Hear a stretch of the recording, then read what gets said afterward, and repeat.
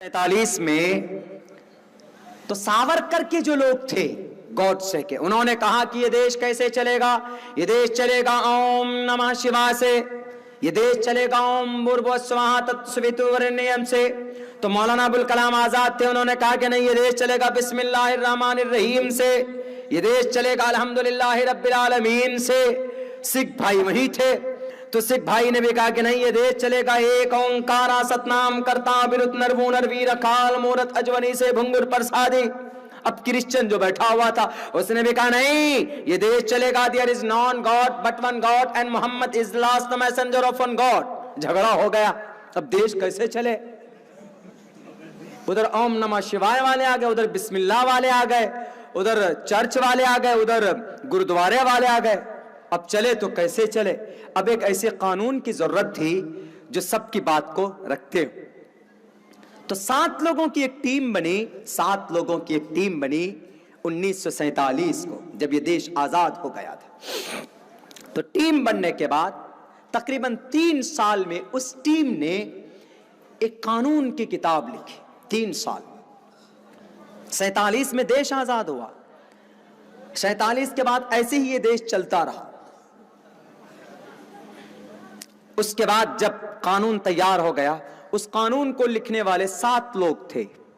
7 लोगों में 5 लोग भी आता, 7 लोग भी आता। उस कानून की किताब को लिखने में जो बड़े थे, सबसे बड़े, जो ज्यादा विद्वान थे, वो कौन थे? डॉक्टर भीमराव अंबेडकर साहब। जो कौन थे? एक चमार थे, दलित, जिनको ब्राह्मण लोग क्या कहते हैं कि शूद्रो ब्राह्मणतामिति ब्राह्मण चेति, ये शूद्र हैं, इनके हाथ को मत पकड़ो, हाथ को पकड़ोगे तो आपके हाथ नापाक हो जाएंगे, यही कहते हैं। जब आप शूद्र के हाथ पकड़ने से हाथ नापाक हो जाता है तो संविधान को लिखा कौन? डॉक्टर भीमराव अंबेडकर लिखा, तो इसका मतलब संविधान नापाक है। उस संविधान को तो आप भी मानते हो।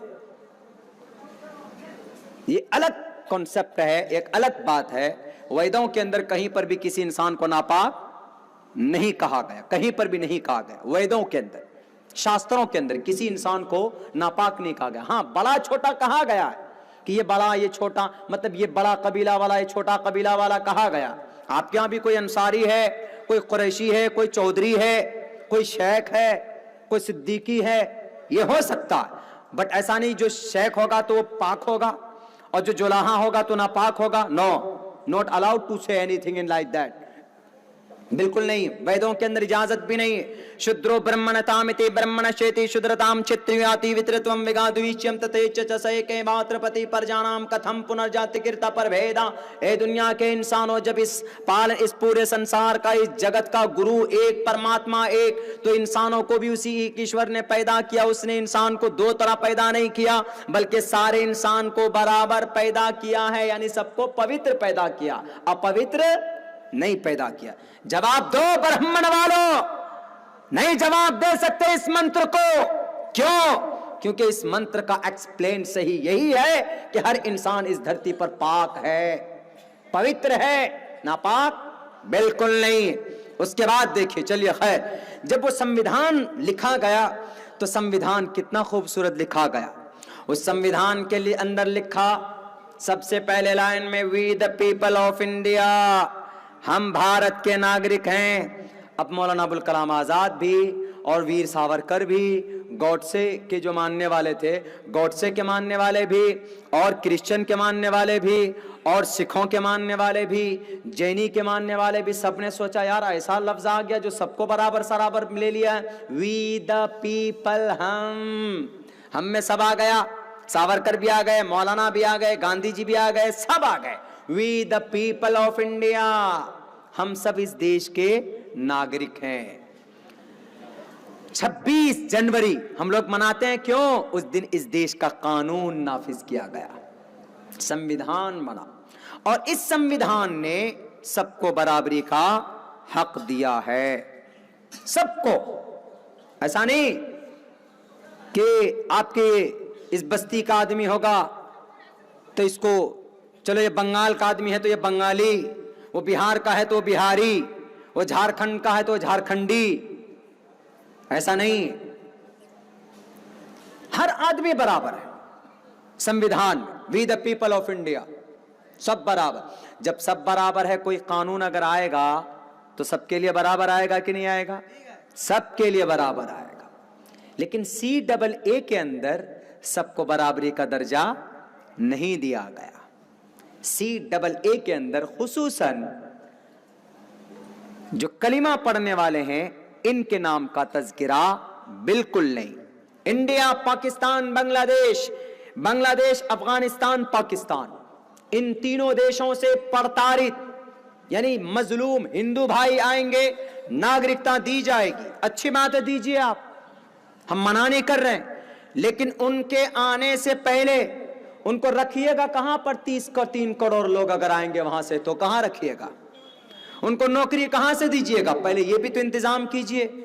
चलिए, अच्छा ठीक है, हम तो ये कहते हैं कि पूरी दुनिया में जहां पर भी हमारे हिंदू भाई हैं, जुल्म हो रहा है, उनको लाया जाए। तीनों देशों से क्यों? पूरी दुनिया से, जहां जहां पर भी हो रहा। इन तीनों देशों से आने का एक बहाना है, बहाना। चलिए, इन तीनों देशों से हिंदू भाई आएंगे तो क्या बनकर आएंगे? वो घुसपैठी बनकर आएंगे। जो आएंगे तो जाहिर सी बात, घुसपैठी उसको बोलते जिसके पास कोई प्रूफ ना हो। हिंदू भाई इन तीनों देशों से आएंगे तो घुसपैठ होंगे। जब घुसपैठ होंगे तब उनको नागरिकता दी जाएगी। अगर मुसलमान कोई आ जाए इन तीनों देशों से तो उनको घुसपैठ होंगे, उनको नागरिकता नहीं मिलेगी। क्यों? उनका प्रावधान है ही नहीं इस एक्ट के अंदर। CAA, सिटीजन अमेंडमेंट एक्ट के अंदर मुसलमानों का नाम नहीं।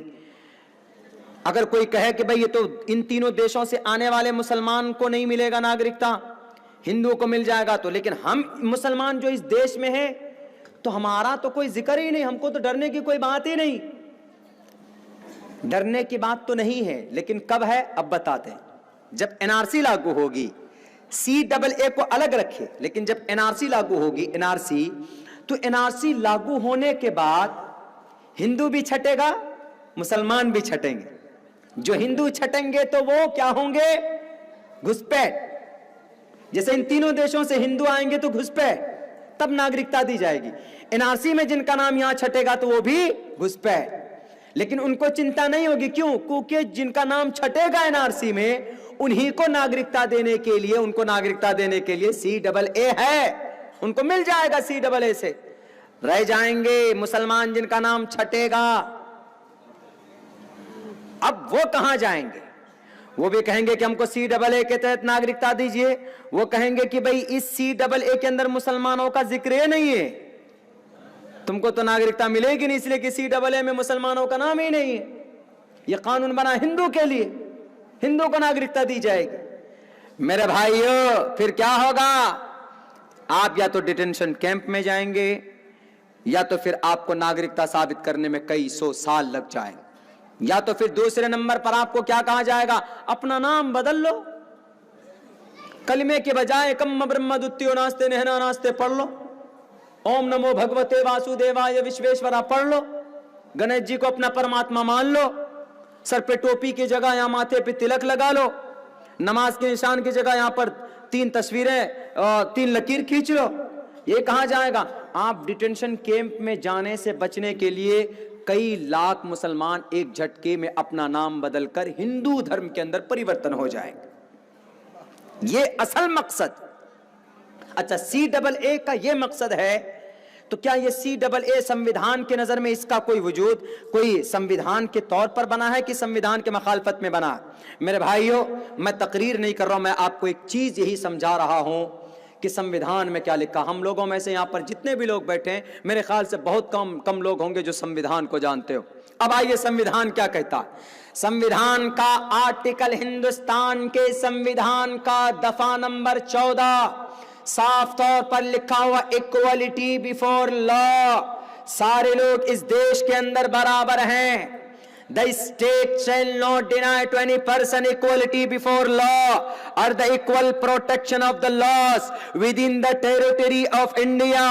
हिंदुस्तान के किसी भी इलाके का कोई हिंदुस्तानी हो, वो बराबर है हिंदुस्तान की नजर में। अगर कोई PM है, अगर कोई CM है, अगर बंगाल का चाहे वो TMC का PCM हो, चाहे वो किसी और पार्टी का CM हो, या बंगाल का कोई MP हो या MLA हो, अगर हिंदुस्तान का कोई प्रधानमंत्री है गुजरात का, गांधीनगर का, अहमदाबाद का, और आपके इस बस्ती का कोई रक्षा चलाने वाला 500 रुपए मजदूरी कमाने वाला है, क्या वो पीएम का मकाम और इस मजदूरी करने वाले मजदूर का मकाम एक ही है? दुनिया की नजर में तो आप ये कहोगे कि कैसे हो सकता है, वो तो 3 लाख रुपए का पेन इस्तेमाल करते हैं, 10 लाख रुपए का वो सूट इस्तेमाल करते हैं, और ये 500 रुपए सिर्फ महीने में दिन के अंदर कमाता है। कैसे मकाम बराबर हो जाएगा? दुनिया के नजर के अंदर तो बराबर नहीं हो सकता, लेकिन हिंदुस्तान का संविधान के नजर में जो मकाम पीएम साहब का है, वही मकाम इस मजदूरी करने वाले मजदूर का है। कौन बताता? हिंदुस्तान का संविधान बताता है। इक्वलिटी बिफोर लॉ, सब बराबर। जब सब बराबर हैं तो अब क्या होगा? कोई कानून अगर पास होगा सिटीजनशिप पर तो बराबर होगा। आर्टिकल 15 नंबर दफा ये संविधान पढ़ रहा हूं, मेरी बातों को कोई रोक नहीं सकता, मेरी जुबान को कोई बंद भी नहीं कर सकता। क्यों? क्योंकि मैं अपनी किताब कुरान नहीं पढ़ रहा हूं, मैं वेद भी नहीं पढ़ रहा हूं, मैं हिंदुस्तान के संविधान को पढ़ रहा हूं। कोई माए कलाल हमको नहीं रोक सकता संविधान पढ़ने से। हिंदुस्तान के आर्टिकल, हिंदुस्तान के दस्तूर का, आईन का, कानून का दफा नंबर 15 क्या कहता है? प्रोहिबिशन ऑफ डिस्क्रिमिनेशन, नाजायज है, हराम है, ऑन ग्राउंड्स ऑफ रिलीजन, धर्म के नाम पर लोगों को बांटना, लोगों को अलग करना। किसी डबल ए लाओ, क्रिश्चियन, जैन, बौद्ध, हिंदू का नाम होगा, मुस्लिम का नाम नहीं होगा, तो हिंदुस्तान के संविधान के नजर में CAA गैर कानूनी है। हिंदुस्तान के संविधान के नजर में CAA एक जुर्म है, CAA एक गैर कानूनी है, असंविधानिक है। क्यों? आर्टिकल 15 कहता, अगर मालूम ना हो पीएम साहब, होम मिनिस्टर साहब, तो मैं आपको बता देता हूं, हिंदुस्तान के आर्टिकल का आर्टिकल नंबर 15 कहता, prohibition of discrimination on grounds of religion, place of birth, caste, मजहब, नस्ल, पैदाइश, इलाके, अगर इन वजह से अगर कोई हिंदुस्तान के अंदर बांटता है लोगों को तो वो जुर्म है, प्रोहिबिशन, नाजायज है, हराम है, उसकी इजाजत और उसकी गुंजाइश नहीं है, इसकी कहीं पर भी कोई वजूद नहीं। आज जो हम मैदानों में हैं, आज जो हम सड़कों में हैं, क्यों है? हिंदुस्तान के संविधान को बचाने के लिए है।